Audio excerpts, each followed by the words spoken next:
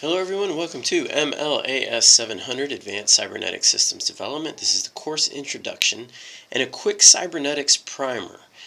So I'll be your host, Michael Pritchard, and we'll be going through and just making sure that we're good to go with where everything's at in location-wise as it relates to the course, the Canvas course, also to make sure that everything that you're aware of course, where the assignments are, and let's go ahead and get started. So first up, we've got the course intro.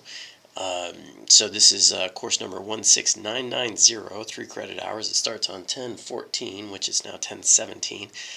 Goes to 12/13/2024. We are primarily asynchronous, and meeting times are as needed. And of course, as it relates to getting in touch with me, my phone number is right there. That's my personal cell, so feel free to text me or call me. You can email me as well, and we can set up a time to meet weekly if that helps. That's absolutely something that we can do. But most of the time we'll be doing this asynchronous. I know everyone's busy, and of course the ISD program is primarily catered towards people that have a lot going on and need the ability to be able to get to the coursework at any time, and no predefined set synchronous time. So yeah, but if you do need to get in touch with me, my contact information is right there. As it relates to class resources, we have the microcontroller lab equipment that we're going to be using.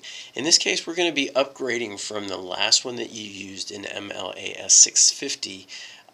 In that course, we used the Adafruit controller. We're going to actually be using an upgraded version of a microcontroller for this follow-up, which is the Arduino Uno R4. Has Wi-Fi capability, has an ESP32 control board on it as well. It has a Wi-Fi element, so we can actually access that. But it gives us a lot of capability to do edge computing and IoT work, and really kind of expand on what it is that is a cybernetic system, but also we can get into some actual cognitive processing, and get into more of that autonomous systems part of it. So we'll be doing more advanced work, of course, with this follow-up to the MLAS 650 course. So here's our course schedule. If you haven't seen this, we'll go through this real quick. So we're on an 8-week course gauntlet, so to speak. First week is Introduction to Cybernetics and Cognitive Processing Engines, or Cognitive Engines, Cognitive Systems, or Cognitive Computing Systems. And so we'll talk through that. And then there's a couple reading assignments to kind of get you up to speed on just kind of how important autonomous systems are, but also where the direction is, and just an overview of what a cognitive engine is in general. And then we're going to be going into week 2, which by that point in time, you should have your Arduino kit in. And that kit is going to give us some capabilities that we didn't have with the Adafruit, the Bluefruit controller that you were using, which is really good for small footprint applications. But in this case, we need something a little bit bigger, and so we're upgrading to the Arduino. One of the things that you're going to notice is going to be different from this course and the last course is I'm going to be introducing you to bare metal programming. And when I say bare metal, I'm really just using another word for low-level programming. So we're really making a distinction between low-level programming and high-level programming. But bare metal sounds cool, so that's what I'm going to use. So you're going to be using, we're going to be going into some bare metal programming, which gets us down into lower-level programming we haven't done yet. So I'll do some simple introductory projects as it relates to that in week 2. And then we'll do a lecture on just kind of the differentiation between what low-level bare metal programming looks like versus what higher level programming looks like, and just to kind of give you an idea of where we're going here is that we are primarily going to be in this course at the high level, but I do want to give you some aspects of bare metal programming. So we'll stick to kind of what you know, and then of course we'll go through everything you need to know for this course. You don't need to bring in anything like additional C or C++ or anything like that. Although we may get into a little bit of that, but again, we're going to cover everything you need to know in this course. Okay, feedback control systems and integration of sensors and actuators in week 3 rather. So we'll have a project on that, quick lecture on feedback mechanisms, but then we'll have a lab on that as well. Then 4, we'll have some focus on communication protocols and real-time systems. 5, system design principles, where we get into some IoT work, and then some more advanced topics in IoT work. Then a final project development where we get into a cybernetic system, and then developing that out. Number 8, it says final project presentation. It's not a presentation, it's a learning reflection report. So that's going to be what we are focused on as far as the assignments. So actually it's a good segue into that. So our assignments are going to be, we have 4 assignments. They're learning reflection papers. We'll have one next week, and it's just a 1-pager. And what I want you to do is kind of really dig in each week and tell me what you've learned. So this is a little bit of a different strategy in terms of assignments and assignment structures. But you're grad students, so I really want you to be reflective, critically reflective on digging into the work and understanding what it is that you're looking at. So tell me what you've learned each week, or I should say every 2 weeks. That's kind of the cadence.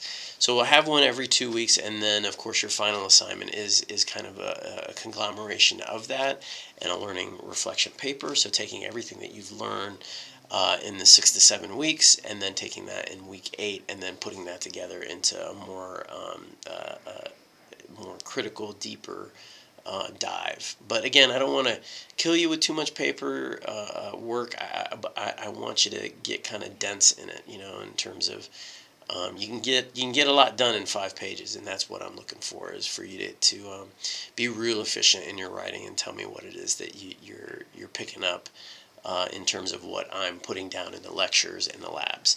Okay, as usual, later missing work. Each module stays open. Each assignment will stay open. I'm going to keep them open until the course closes, which is on in mid-December.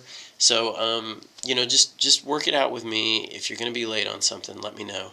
But of course, if you keep up to speed and you stay on time with your assignments, you'll be okay. All right. How to contact me? I mentioned this before. Phone is great, email is great, text is great. Those all work. Okay, so that's done for the course intro. Before I jump into this, let me just show you real quick Canvas. I'll just pull Canvas over. And of course, this is set up like you're familiar, but people that aren't familiar with how I'm set up, latest news and announcements, any announcements, I use Canvas for announcements, so you want to check your email.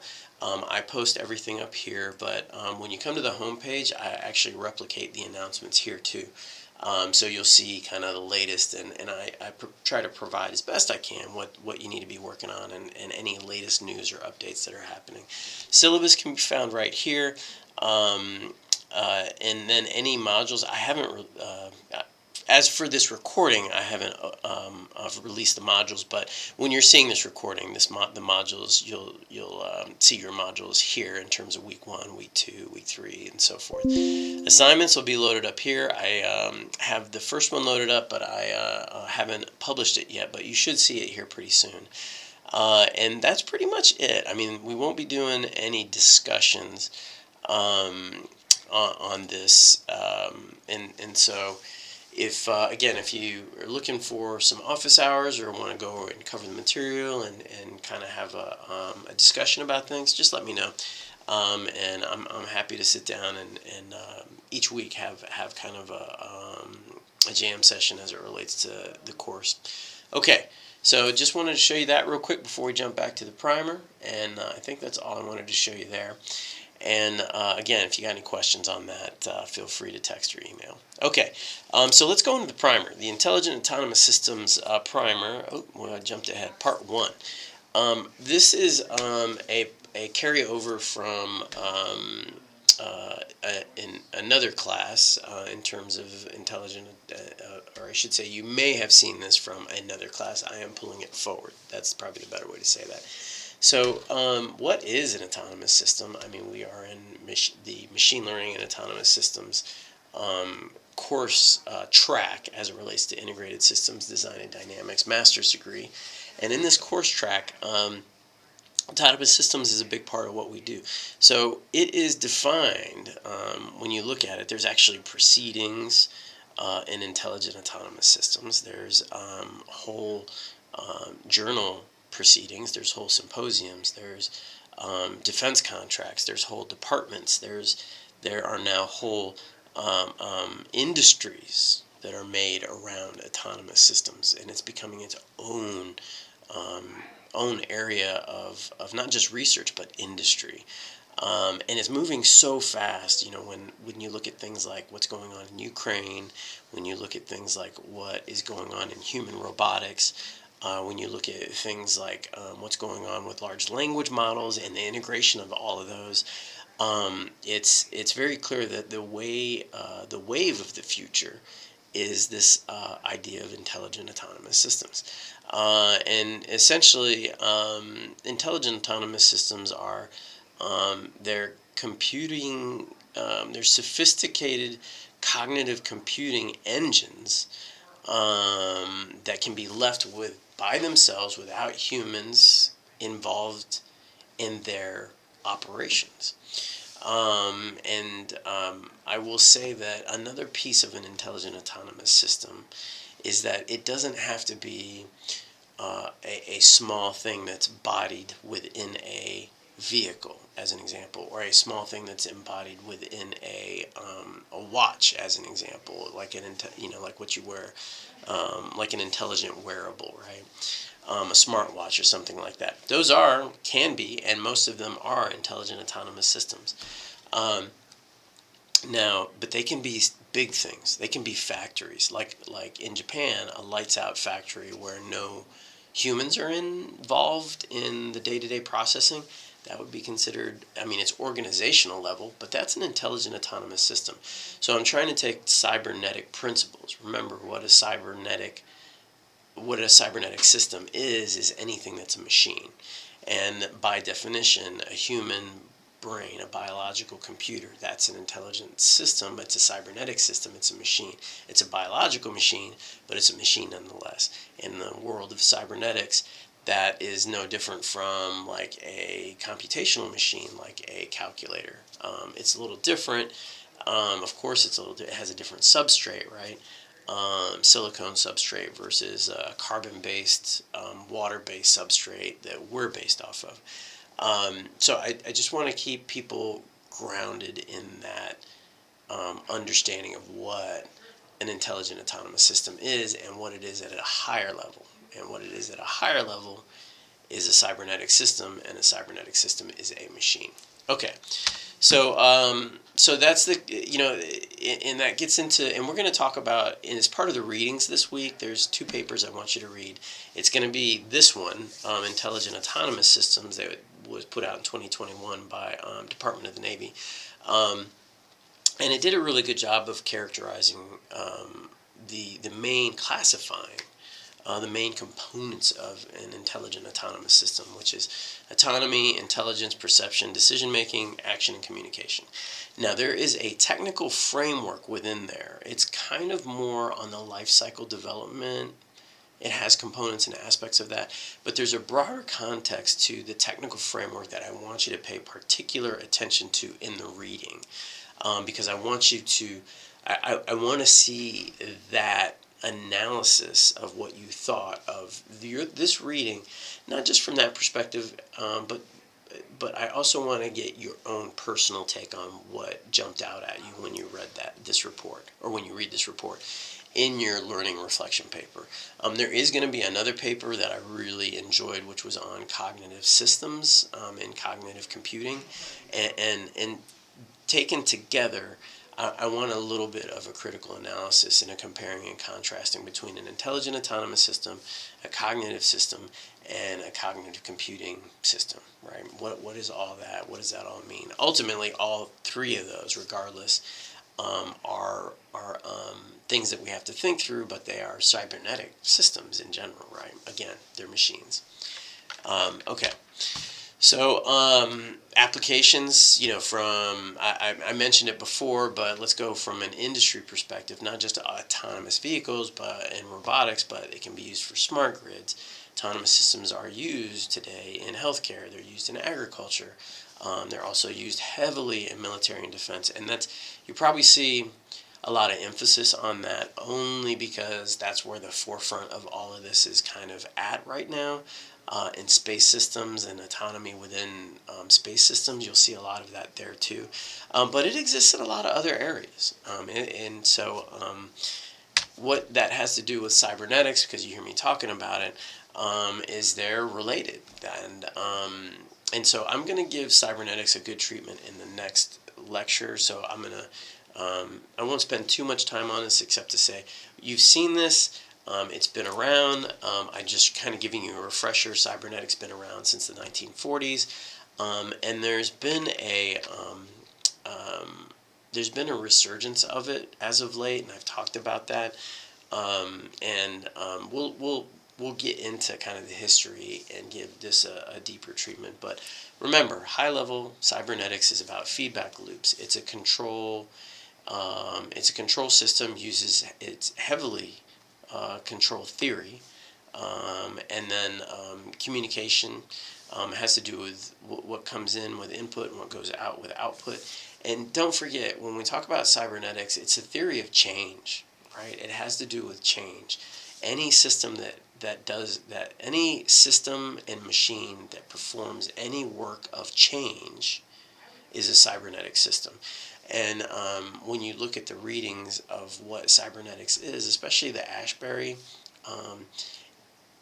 they make a parallel to physics, right? There's a lot of parallels between physics and cybernetics in that respect. But any system that undergoes change, that's a physical system too, right? But cybernetics just views it as a machine versus something that is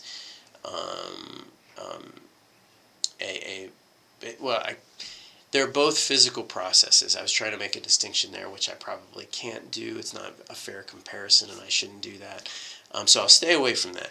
But cybernetics and physics are talked about side by side quite a bit, in the sense that they're both kind of almost universal when you think about it at the base level. And I think that's probably the better way to tee up the comparison between cybernetics and physics. Another component is adaptation and learning. Cybernetics has to do with how systems adapt and of course that adaptation occurs through, guess what? It's change, right? Okay, so that's enough on that one. And then one more piece about cybernetics before we jump into second order cybernetics. And again, this is just a quick primer. There are both theoretical and practical implications for cybernetics. So it's not just this idea of that, cybernetics is this very ethereal thing. It's very theoretical. It's very fundamental. It's true, it can be. But when we talk about what cybernetics is in real life, it's very interdisciplinary in its focus. And there's another piece about cybernetics that I really appreciate too, which is the human to machine interaction and teaming. This piece here. There's a lot of collaboration inherent in the way that cybernetics is teed up, and that especially when we talk about cybernetics in the second order. So when we talk about second order cybernetics, you're probably wondering, well, if there's a second order, is there a first order? And yes, there is. So first order has to do with a single input and an output that doesn't take into account the observer. Second order cybernetics takes into account that the observer is also part of the cybernetic feedback loop that is the input and output. So that's really the distinction that's made. And it does have, I would say, more academic implications, but it really doesn't have more, more research focused type of implications. But practical applications, industrial applications, it's just all cybernetics. I mean, whether it's a first order problem or a second order problem is kind of immaterial on the industrial level. But from an industry application perspective, again, just cybernetics. But I do want to throw that out there, that from a more technical, fundamental perspective, you'll see second order cybernetics show up, and you're like, well, what is that? Well, all that's really saying is that second order cybernetics is when the observer is also taken into account. Okay. All right, so that's the end of our lecture for our intro and a quick cybernetic primer. For next steps, head on over to the next lecture for this week, and you should be good to go. And with that, we'll see you at the next lecture.